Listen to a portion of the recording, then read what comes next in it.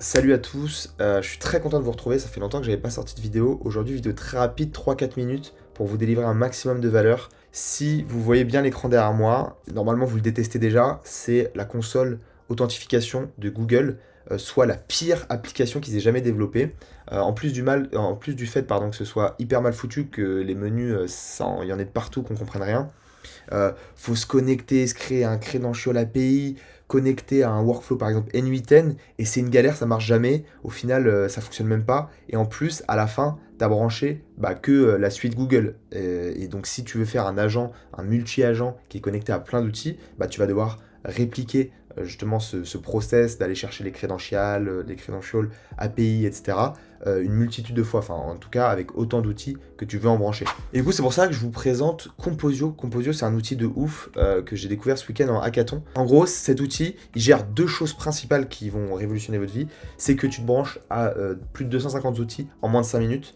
T'as pas besoin d'aller dans la doc de chaque outil, aller créer des API sur chaque outil ou des credentials, etc. Donc ça, déjà, c'est très pratique. Littéralement, je peux vous montrer, hein. T'ajoutes un nouvel outil, par exemple Slack, bon, on l'a déjà. Supabase, on l'a déjà. HubSpot, hop là. Créer un HubSpot Authentication. C'est bon, c'est fini. Et là, vous allez me dire, ok, c'est stylé, mais je comprends pas encore trop. Le deuxième gros avantage, c'est que l'authentification, elle est complètement gérée pour vous. Donc ça fait de l'abstraction. Ce qui veut dire que tout ce qui va être les out, les tokens refresh, les rate limit, tout ça c'est géré pour vous.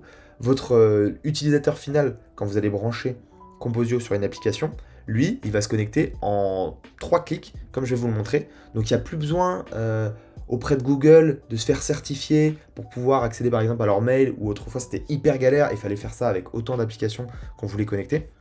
Là, on a développé justement cet agent à tout faire ce week-end.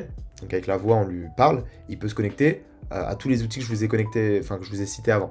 Bon, en l'occurrence, on en a mis que 6, mais ce serait juste un jeu de prompt engineering, enfin de vibe coding, de dire au lieu de m'en mettre 7 des outils, tu me mets les 250 que j'ai connectés.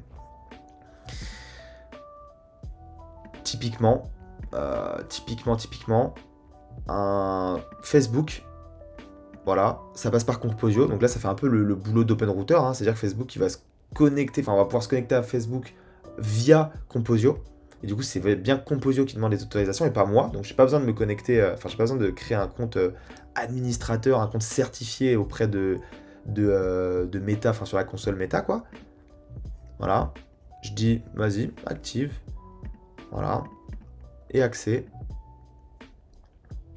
Et là, en 4 clics, c'est bon, je suis connecté. Donc l'utilisateur final, pour lui, c'est vraiment un gain de temps énorme et un gain d'UX qui est énorme.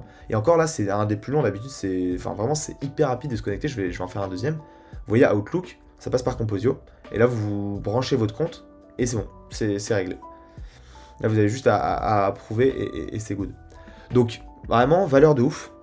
Vous allez me dire combien ça coûte tout ça. C'est globalement complètement free pour les gens qui sont un peu dans mon cas, c'est-à-dire qui font des MVP ou qui l'utilisent pour un usage perso. C'est 20 000 calls d'outils par mois, gratuits. Donc avant que vous puissiez payer, vous aurez vraiment ce problème de riche d'avoir plein de clients. Donc ce sera plus votre problème de devoir payer 29 dollars. Donc vraiment, c'est un outil qui est juste génial. Je vous invite à le tester, il est assez trust par la communauté, donc voilà, il n'y a pas de risque de sécurité apparent. Dites-moi ce que vous en pensez, dites-moi si vous aimez bien ce nouveau type de format de vidéo. Moi je vous dis à plus tard et portez-vous bien d'ici là.